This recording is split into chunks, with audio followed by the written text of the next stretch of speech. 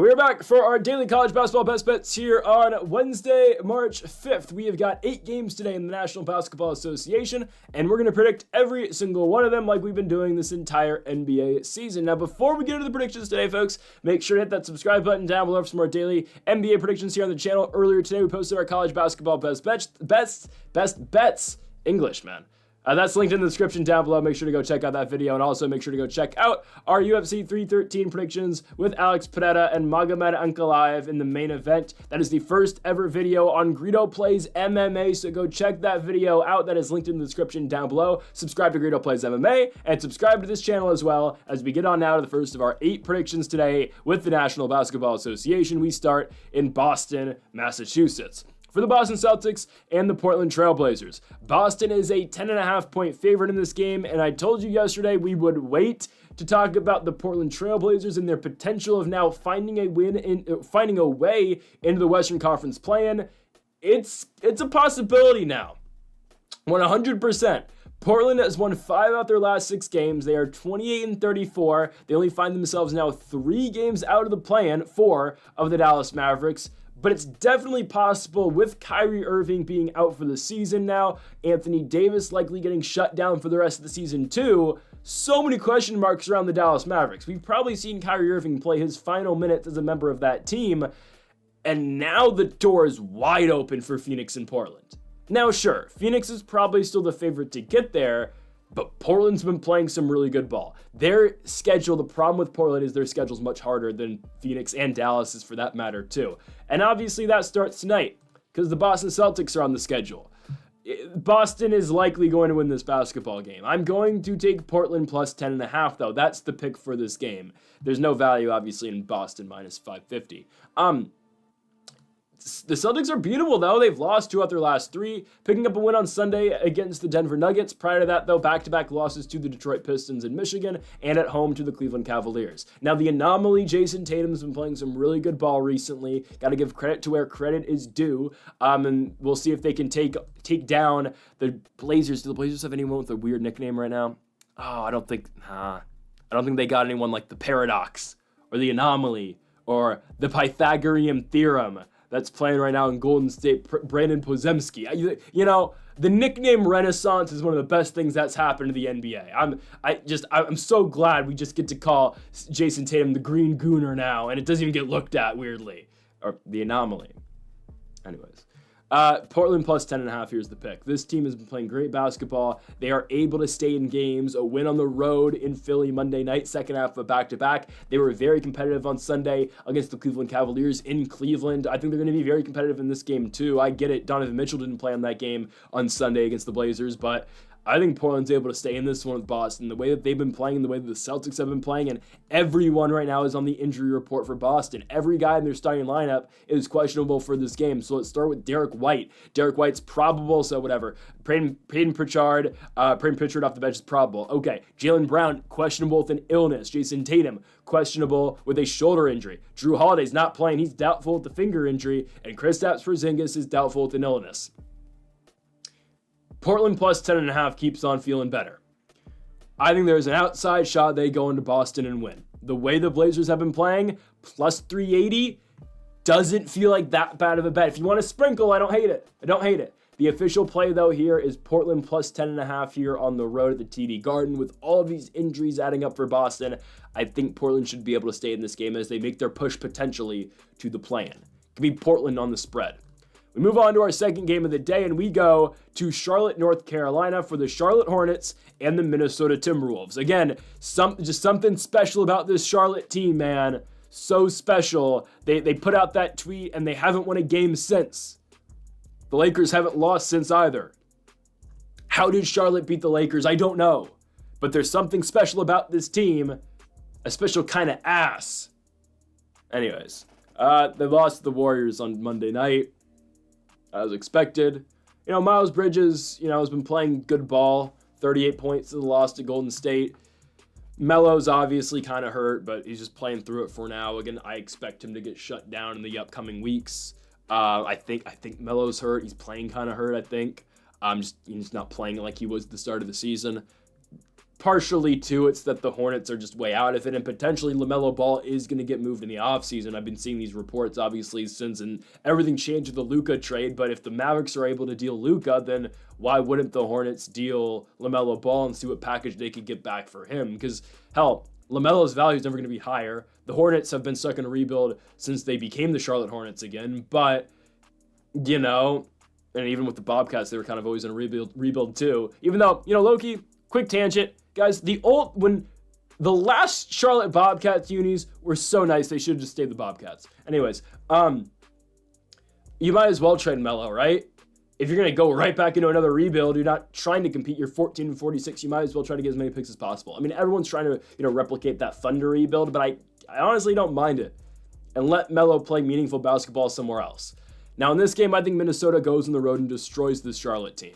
I expected, honestly, the Timberwolves to beat Philadelphia by more yesterday, but they still won the game by 14 points. Naz Reid had a bounce-back night after going 0 for 9 to start the game on Sunday against the Phoenix Suns on the road. Second half of a back-to-back, sure, for Minnesota, but the Hornets just suck at basketball, so there's really nothing much else to say. Rudy Gobert did not play yesterday with a back injury. Maybe we'll see him tonight against Charlotte. Not like they're going to need him to beat Charlotte, but honestly, Gobert's presence will help a lot against a guy in Mark Williams who has been playing really good ball as of late for the Hornets. You know, injuries or not, Mark Williams is still a very good basketball player when he's able to stay on the court. So if Gobert is playing for Minnesota, that is only going to help them. Only real injury on the Hornets report today is Yusef Nurkic with being probable due to a lower back injury. So, okay. I like Minnesota to go into Charlotte and win. It's just been the curse of the Hornets ever since they beat the Lakers and ever since their Twitter account posted this team was special. Yes, again, it's a special kind of ass in Charlotte, giving the Minnesota Timberwolves to go on the road and cover the 8.5 points here against the Charlotte Hornets. We move on to our third game of the day, and we go to the LeBron James Bowl as the Miami Heat take on the Cleveland Cavaliers. Well, obviously, LeBron's a Laker now. You know, Laker legend, played on the Lakers for longer than, you know, his two stints, well, you know, the first stint or the second stint in Cleveland and the full stint in Miami. Anyways, he'll probably still go in the Hall of Fame as a Cav. Why wouldn't he? But, you know, after the Lakers win this year, LeBron James will have more championships with the Lakers than he, you know, than he did with the Cavs. And the same amount that he did with the Heat. Just saying. He's got 3 more years in Los Angeles now with Luka. Just saying. Anyways, we're taking the Cavs to dominate Miami tonight. Yeah, the Heat are coming off a win. They beat the Wizards. Whoop-de-doo. Don't care. Cleveland's going to kill this basketball team. The Cavs are coming off a win in their last game yesterday against the Chicago Bulls on the road. They won that game by 22 points. Donovan Mitchell puts up 28. Yeah, Chicago is very injured. They didn't have their star player, Josh Giddey. I can't believe that's a statement we're saying now, but it's true. Chicago didn't have a very influential player in Giddey. And Cleveland took care of business, obviously, right? Winning the game and destroying the Bulls. Second half of back-to-back, they return home to Cleveland before 2 more on the road on Friday and Sunday against Charlotte and Milwaukee. But I think they should take care of the Heat. The Heat just aren't that good. Right now, sure, they're playing like the best of the play-in squads. That is Miami, Orlando, Atlanta, and Chicago, even if we want to count the Bulls. I don't know. But yeah, out of those squads, Miami is playing like the best one in the bunch. But regardless, I think Miami's ceiling this year is the 7 seed. And, they get out the play-in, then they got to play Boston in the first round. Well, Jimmy Butler's not here anymore. The team's not going to automatically turn up and beat Boston in the playoffs this year. So, I don't know. And again, it always feels like the Heat are always playing Boston in the playoffs. But they're not going to touch Boston this season. So that's, again, in an ideal world for the Heat. They're the 7th seed, and they get to play the Celtics in the first round. Personally, I think there's a chance they just lose both of their games in the play-in.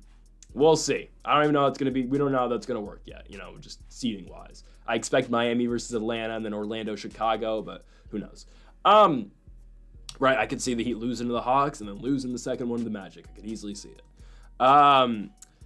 Cleveland's going to kill this basketball team. The Cavs are on a huge winning streak, right? They've won now, 11 in a row? Dating back to February 5th where they went to Detroit and won. This team's on absolute fire right now with their 3 All-Stars, Mitchell, Garland, Mobley. Mobley didn't play yesterday, but I would assume he's going to play tonight. If he didn't play the first half of a back-to-back, he's likely going to play the second half on national television against the Miami Heat on ESPN. So again, he was only out yesterday due to rest.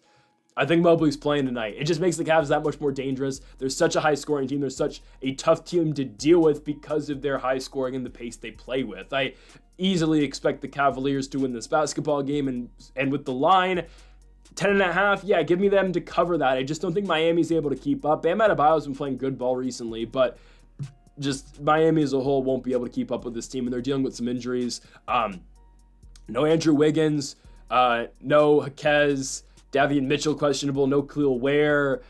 Jovic is out for the rest of the season likely. Yeah, this is just, it's all kind of crumbling right now for Miami. Give me the Cleveland Cavaliers at home to win and dominate against the Miami Heat. We move on to our fourth game of the day, and we go to Washington, D.C. for the Washington Wizards and the Utah Jazz. The only game today with absolutely no playoff implications. Washington at home. Yeah, I actually think Washington covers the 4.5 points. The Jazz injury report. Oh my goodness. All right, guys. The Jazz are so obviously tanking, it's actually insane. Like, this is the most clear capture the flag game plan I've ever seen. Because they know they're playing another bad team in Washington. Let's look at the records, right? Utah's 15-46. Washington's 11-49. Utah needs to gain 4 games on Washington in terms of losses. They want to have the best odds for the lottery. They did this against the Pelicans. They rested everyone against New Orleans. This is what they're doing here against Washington too. They are trying to bait the Wizards into winning a basketball game. So let's read the entire Jazz injury report tonight. Jordan Clarkson ruled out the foot injury. They're not even saying these guys are questionable. They're just ruling them out. Clarkson out, foot injury. Kessler out, rest. Markkanen out, back injury. Sexton out, rest. John Collins out, back injury. Jaden Springer questionable. They brought up Elijah Harkless from the G League Salt Lake City Stars to play in this game. He's questionable. The Jazz tonight will be starting Isaiah Collier, Keontae George, Cody Williams, KJ Martin, and Kyle Filipowski. What's their bench unit? Elijah Harkless, Bryce Sensabaugh, Micah Potter, Svi Mikhailuk. It's the most obvious tank job I've ever seen. I'm not joking. Like, this is so intentionally crazy. It's insane. Because they actually played their guys against Detroit. Like, they played Kessler against Detroit. Because they played New Orleans and Detroit in back-to-back games. Now, obviously, they knew they were going to lose the Pistons. But they knew if they played all their guys at home against the Pelicans, they'd have a chance to win. So that's why they didn't play Kessler. They didn't play Sexton. They didn't play Collins. And they lost a close game. So if those guys would have played, yeah, they probably would have won. It's just such a joke. I mean, Filipowski scored 25 in their last loss, but yeah, obviously they're going to lose to the Wizards. There'll probably be a blowout. The first blowout win of the Wizards season this year. Are the Wizards trying to out-tank them? Kind of, actually. No Brogdon, no Sadiq Bey, no Keontae George, Rashawn Holmes questionable, no Jordan Poole. I mean, this is the definition of a takeoff. The Wizards tonight are starting Bub Carrington, Bilal Coulibaly, Chris Middleton, Corey Kispert, and Alex Sarr. This is such a joke, man. Washington wins. Don't bet on it. These teams are both trying to lose. All right, they're both playing capture the flag. To our next game, we go to Milwaukee, Wisconsin for our 5th game of the day. The Milwaukee Bucks take on the Dallas Mavericks. Milwaukee should win pretty easily. Like we mentioned earlier, man, Dallas' season's over. Even if they somehow do get in the plan, their season's over. The problem with the Mavericks is they don't own a first-round pick of theirs until, 2032? Yeah.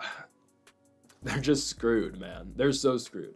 They decided to trade their 25-year-old superstar, now 26, to the Lakers for an injury-prone AD, and I love AD, I do. But they traded him for a superstar who gets injured all the time to help build upon their core of a 32, 33-year-old Kyrie Irving and Klay Thompson. What? Just, Kyrie's out for the year. Likely out for the beginning of next year too, which will affect his contract status going into the offseason because he is a free agent. I think he's done in Dallas, if I'm being honest. I don't know where he goes, but I don't think Kyrie's coming back to this team. What are the Mavericks even starting now? So the injuries for the Mavs today, there's a lot. Again, on top of Lively, Gadford, AD, and Kyrie, Jaden Hardy got injured in the Thunder game. He's still out. PJ Washington's already out for this game. Dante Exum's out. And Caleb Martin is doubtful. So who are they starting tonight? Dinwiddie, Christie, Clay, Najee Marshall, Dwight Powell. My goodness. Who's going to guard Giannis? Najee Marshall's guarding Giannis? Good luck. Bucks by 1,000,000. The Mavericks are putting a G League team on the court right now. Again, the Max Christie insanity run is over. Guys, their number one option tonight's Klay Thompson. In the big 2025. He's 35 years old. Klay Thompson's the number one tonight. I'm not joking. He's the number one option. They're so screwed. Again, who is going to guard Giannis Antetokounmpo? That's all you need to know about this basketball game. I think the Mavericks ultimately will lose their grip on the 10 seed in the play-in. Normally I'd say, oh, they don't even want to be there because you can just get a better pick. They don't have their picks. So you might as well try to get to the playoffs with Klay Thompson. Imagine if they had Luka. Like, imagine if Luka was on this team, man. That'd be crazy. I don't know what to say, man. The Mavs are a joke. Minus 10.5 Milwaukee. Sure, this line could be 15.5. I'd probably still take it too. Milwaukee destroys the Dallas Mavericks at home. Let's go on to Sacramento, California. Sorry, Denver, Colorado. The Denver Nuggets host the Sacramento Kings. Here's our big upset of the day. Give me Sacramento on the road. Stylistically, it's the matchup the Kings can win. Denver doesn't play defense. Sacramento, surprisingly, has been playing their best defense of the season in their last couple games. They have played great defense in their last 4. Since losing that Warriors game where they looked really bad, they have tightened up defensively, and they've been able to score very efficiently too. So, Charlotte game, I get it's the Hornets. They stopped them to 88 points though, and they win 130-88. Utah game, they win the game 118-101. Houston game, they win 113-103 against a good team on the road. They go to Dallas, win 122-98. They're playing better defensive ball, and they're finding ways to score too. Now, Domantas Sabonis has been injured. I believe he's already out for this game. Yeah, he's out for a whole week. So no Domantas Sabonis tonight. So that means Jonas Valanciunas, yes, will be tasked with dealing with Nikola Jokic. All right, that sucks. But I think Sacramento is just going to double him for most of the game. And I think a lot of teams are going to continue to do that, obviously. So they're going to send help for Valanciunas. And you just got to hope some of these Nuggets guys don't hit their shots, which, okay. At the same time, Sac's playing better defense all around, and Denver doesn't play defense at all. And Zach LaVine and DeMar DeRozan, shades of their Chicago days, are playing fairly great ball right now. Malik Monk is questionable. We'll see if he plays. I think he probably will. But again, on paper and stylistically, yes, this game does favor the Sacramento Kings. I think it's the best spot for a huge upset today as we look at the money line. Sacramento plus 210 compared to Denver's minus 250. You can take the spread too. I don't mind it. Plus 6.5 for Sacramento. I don't know which one I'm going to play just yet, but I don't mind either. Again, if you want to get risky, yeah, take the money line. I think Sacramento can go in here and win this game. The way both these teams are playing, Denver with that loss to Boston the other night. Again, they don't play defense. They don't play defense. They are extremely beatable in every single game they play. They don't have the same firepower they once did. They're not as good as they once were in their championship year, and even last year to that extent too. Yes, Jokic is great. Jamal Murray will have his nights. Aaron Gordon will too, but they're not deep. And that's what made the Nuggets and made them so unbeatable. They don't have that anymore. I think Sacramento goes on the road and beats the Denver Nuggets. Give me Zach LaVine and DeMar DeRozan to go on the road to the Ball Arena and take care of business in the Rockies. Give me Sac on the road straight up with the money line. Let's go on to our 7th game of the day, to Memphis, Tennessee, and the FedEx Forum as the Oklahoma City Thunder are on the road taking on the Memphis Grizzlies.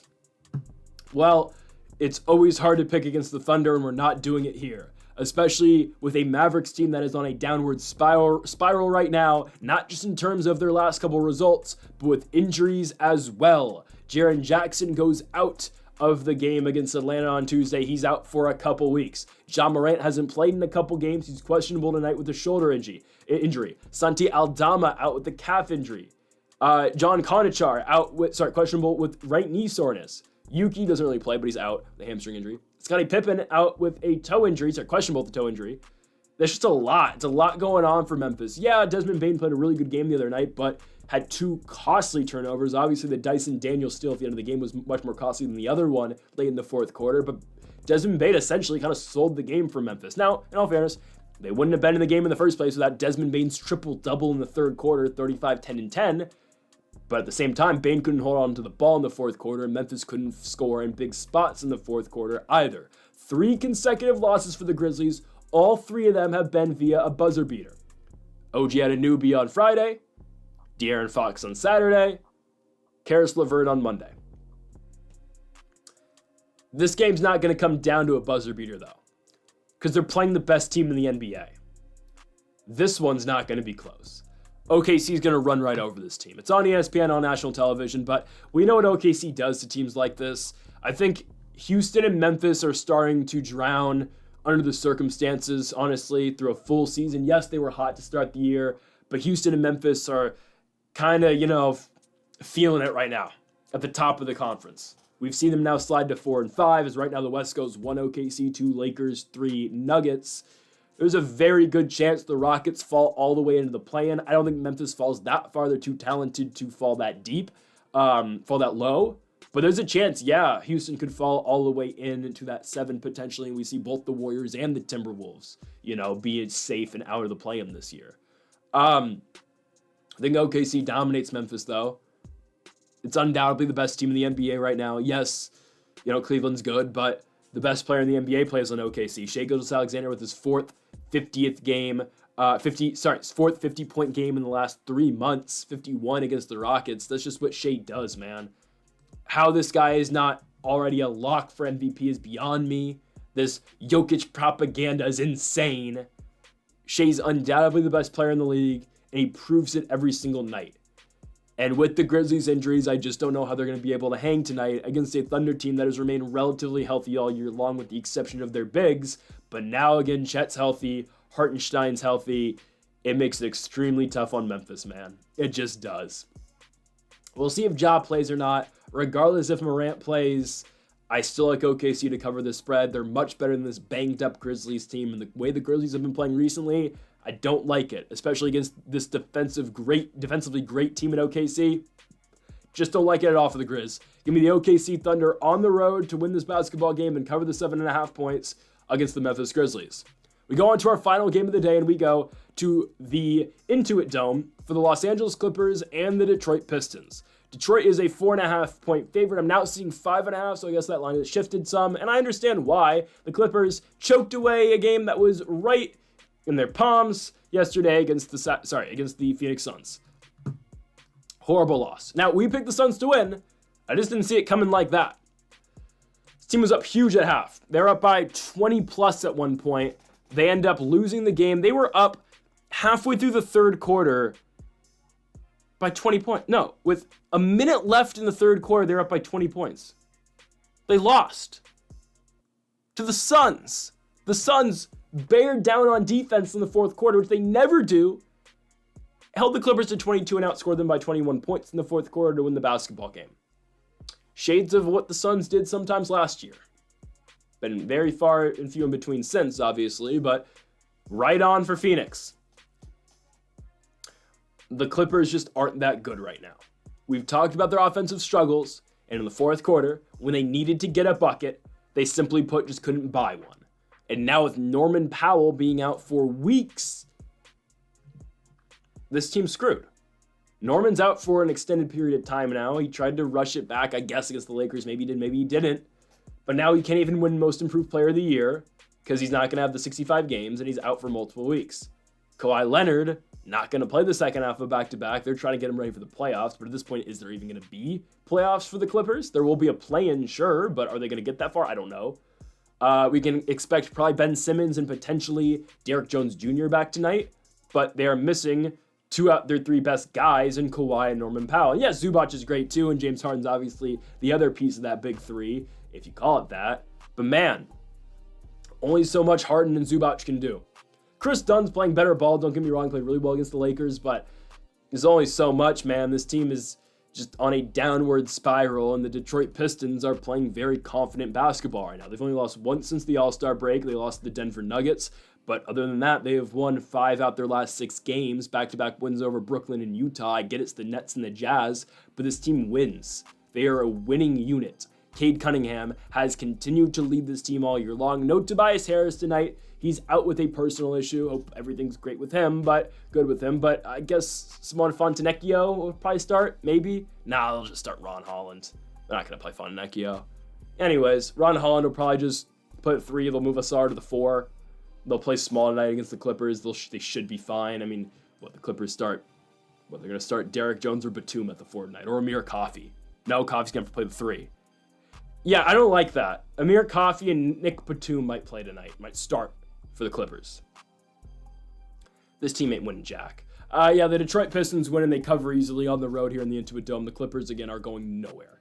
Give me Detroit on the road. Folks, that'll do it for our Wednesday, March 5th predictions here for the NBA. If you have not yet, though, make sure to hit that subscribe button down below for more. Make sure to leave a like if you did enjoy the video, and make sure to comment if you do disagree with any of the picks. We'll be back tomorrow for more daily NBA predictions and college basketball best bets. Folks, thank you all for watching, and Mamba forever.